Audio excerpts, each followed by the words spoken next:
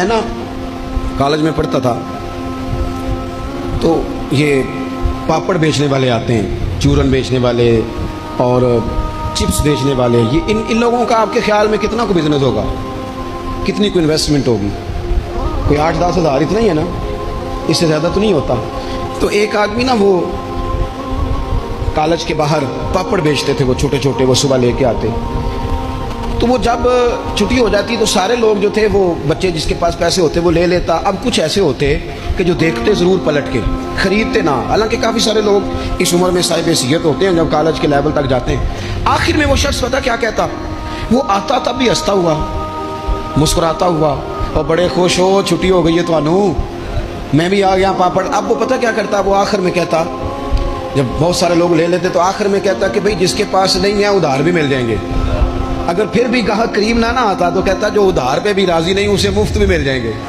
میں نے اسے ایک دن پوچھا کہ جناب آپ کا بہت بڑا بزنس ہے، یہ شوگر مل ہے؟ کہنے لگے جی مکان بھی کرائے کا ہے، حالات بھی بڑے خستہ ہیں، کئی دفعہ شام کو کھانا لے جاتا ہوں، نہ لے کے جاؤں تو میری بیوی کہتی ہے روتے نہ گھر آنا، ہنستے آنا۔ اچار ڈال لیا ہے مرتبان میں، دونوں بیٹھ جاتے ہیں آرام سے، اولاد کوئی نہیں اللہ نے دی نہیں، اس کی حکمت ہے، بڑے راضی ہیں، بڑے خوش ہیں۔ میں اور وہ دونوں مل کے رات کو پاپڑ بناتے ہیں، سارے کام کرتے ہیں، خوشی ہے، اللہ پہ توکل ہے، بھروسہ ہے، جس نے راضی رہنا ہے اس نے اس میں بھی رہنا ہے، اور جس نے نہیں رہنا، وہ پہلے کہہ رہا تھا کہ کبھی سائیکل سے موٹر سائیکل مل جائے نا، مل گئی، اب کہتا ہے اس کے ٹائر کبھی 4 ہو جائے نا، ہو گئے، مل گئی اس کو مہران، کہتا نہیں چھوٹی ہے کبھی بڑی ہو جائے نا۔ او بھائی تو نے تو کوئی ٹھہرنا ہی نہیں، یہ تو معاملہ روز آگے جائے۔ بس دنیا میں خوش وہ ہے جو اپنے نصیب سے خوش ہے، جسے رب نے جو دے دیا ہے وہ اس پہ راضی ہے۔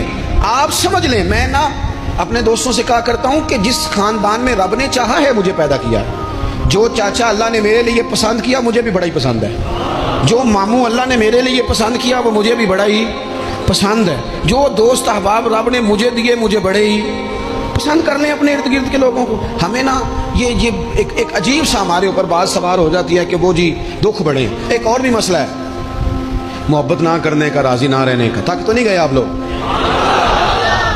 ایک اور بھی مسئلہ ہے، کہتے ہیں جی میں بندہ کھرا ہوں لہذا میں ذرا کڑوا ہوں، میں سچ بولتا ہوں چاہے کسی کو برا ہی لگے۔ یہ بھی اپنا فلسفہ ذاتی بعض لوگوں کا، لہجہ ٹھیک اپنا نہیں ہوتا، نام سچ کا لگا دیتے ہیں بیچارے کا۔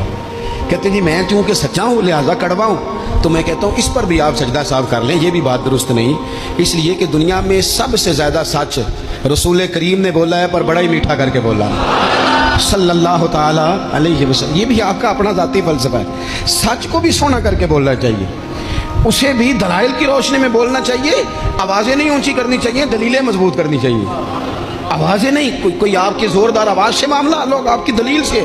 بلکہ ہمارے حاجی صادق صاحب، ابو داؤد صادق صاحب رحمۃ اللہ علیہ فرمایا کرتے تھے لہجہ نرم دلائل گرم، فرماتے تھے دلائل مضبوط ہونے چاہیے کہ آپ کی آواز سے آپ لوگوں پر دھاک بٹھائیں، تو محبت کریں، پیار کریں، آپ چھوٹے ہیں تو بڑوں سے پیار کریں، آپ بڑے ہیں تو چھوٹوں پہ دست شفقت رکھیں، آپ لوگوں کے لیے اپنے دل میں گنجائش پیدا کریں، آپ اپنے دل کو وسعت دیں، تھوڑی محبت کریں۔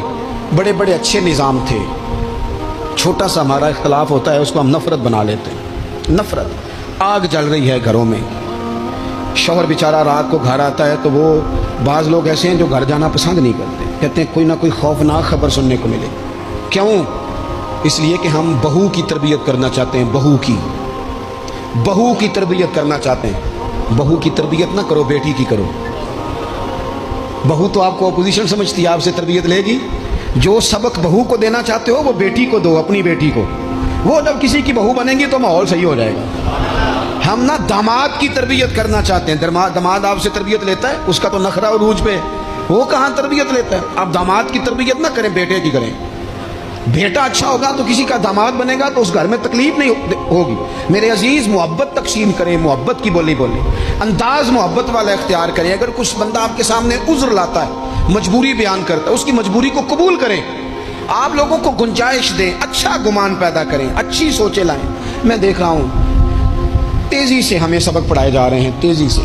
دنیا میں 2 ہی بندے ٹھیک ہیں، ایک میں ٹھیک ہوں، دوسرا جو میرے پیچھے ہاتھ باندھ کے چلتا ہے وہ ٹھیک ہے۔